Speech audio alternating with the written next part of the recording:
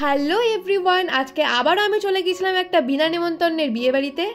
তো দেখো, এখানে আজকে ছিল রাজাদার পুষ্পাদির বিয়ে, বাট ওদের সাথেই আমি দেখা না করে আমি চলে গিয়েছিলাম খাওয়া দাওয়া করতে। তো দেখো, প্রথমেই কফি কাউন্টারে এসে কফি খেয়ে নিয়েছিলাম। আমি যেহেতু অনেকটা রাতেই গিয়েছিলাম, বাকি স্টার্টারগুলো তো শেষ হয়ে যাওয়ারই কথা। তো তারপর আমি খেতে বসে গিয়েছিলাম।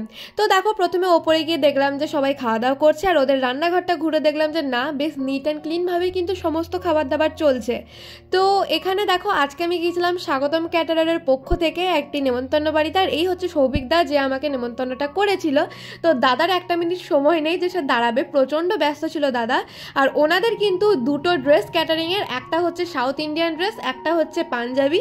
তো আজকে দাদারা ছিল সাউথ ইন্ডিয়ান ড্রেসে। আর খেতে বসার পরেই দেখো আমাদের খাবারগুলো পরপর চলে এসেছে।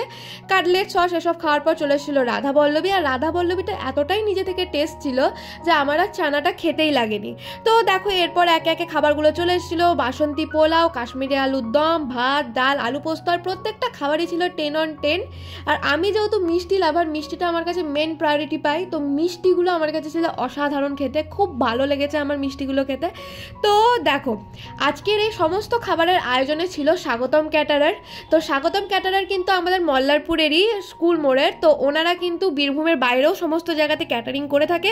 তোমরা যারা যারা ভাবছো তোমাদের আপকামিং কোনো অনুষ্ঠানে তাদেরকে কন্ট্যাক্ট দেবে, নিচে দেওয়া কন্ট্যাক্ট নাম্বারে তাদের সাথে যোগাযোগ করে নিও। তো টাটা।